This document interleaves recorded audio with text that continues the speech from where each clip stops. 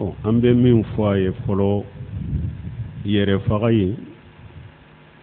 a ko o bɔ a ka hakili la fewu a ko bɔ a ka miiriw la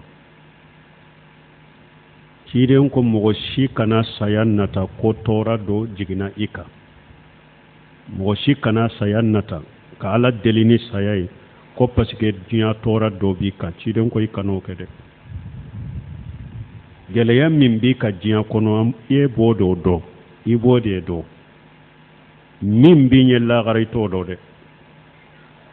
mɔgɔ fana tɛ se ka sa ko nimisera saya la n b'a fɛ ka sa kana diɲɛ kɔnɔ o tɛ se ka kɛ dɛ ciden ko n'i tɛ ɲa saya natali kɔ n'i tɛ ɲa Ala delili kɔ k'i ka sa i k'a fɔ n tigi Ala ni n ka hɛrɛ bɛ ɲɛnamaya de la i k'i balo i k'i la ɲɛnamaya ni n ka hɛrɛ bɛ saya de la i k'i lafatu a ko n'i tɛ ɲa ko i b'a fɔ nin cogo la mais k'a fɔ tɔɔra b'i ka ten dɔrɔn k'a ɲini Ala fɛ i ka sa k'i yɛrɛ faga o b'i kɔnɔ dɛ o bɔ i kɔnɔ pewu i ka ɲinɛ o kɔ n'a nani dusukun kɔnɔ dɔrɔn i b'a fɔ auzubillahi minash shaitani rajim n'o jiginni kɔnɔ yɛrɛ faga jiginni kɔnɔ yɔrɔ min dɔrɔn a fɔ auzubillahi minash shaitani rajim an bɛ nin fɔlɔ dɔ f'i ye a filanan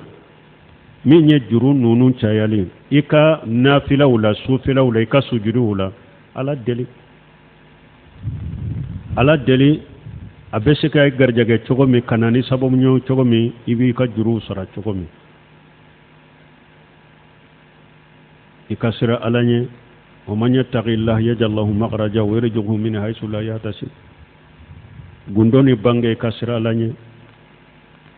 i ka astaghfirullahi fo caya ciden ko ni mɔgɔ min y'i yɛrɛ kɛ astaghfirullahi fɔli kan ko gɛlɛ bi ka Ala b'a bɔ i kan i ka hamina ko Ala b'u ɲaw ye Ala bɛ garijɛgɛ yɔrɔ la i t'a miiri ka garijɛgɛ bɛ bɔ yɔrɔ min yɛrɛ قل استغفروا ربكم إنه كان غفارا يرسل السماء عليكم مدرارا ويمددكم بأموال وبنين ويجعل لكم جنات ويجعل لكم أنهارا استغفار بنان نمبي استغفر الله فوق الشايا أن الدعاء والكرب لا إله إلا الله العظيم الحليم لا إله إلا الله رب العرش العظيم لا إله إلا الله رب السماوات السبع ورب الأرض ورب العرش الكريم يكن نفوق الشايا دعاء الهم اللهم إن أعوذ بك من الهم والحزن وأعوذ بك من العجز والكسل وأعوذ بك من البغل والجبن وأعوذ بك من قلابة الدين وقهر الرجال يكن دعاء فوق الشايا لا إله إلا أنت سبحانك إني كنت من الظالمين يكن دعاء فوق الشايا اللهم إني عبدك ابن عبدك وابن أمتك ناشئة بيدك ماضي فيها حكمك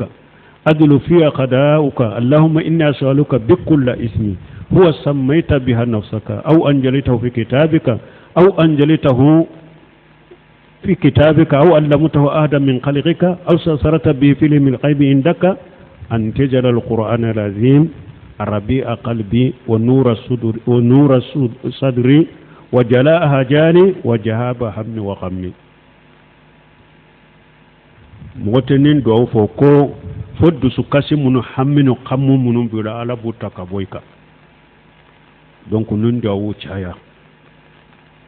ika sujudu la ika nin do chaya wakati be astaghfirullah no yiku chaya nunun de beke sababu ye ka geleya bo mugoka ki boko gelewuna hasbunallahu ni'mal wakil ika nunu foka chaya nunu ye do ye ko do ubeke sababu ye hada made kubo de gunni ko gelewuna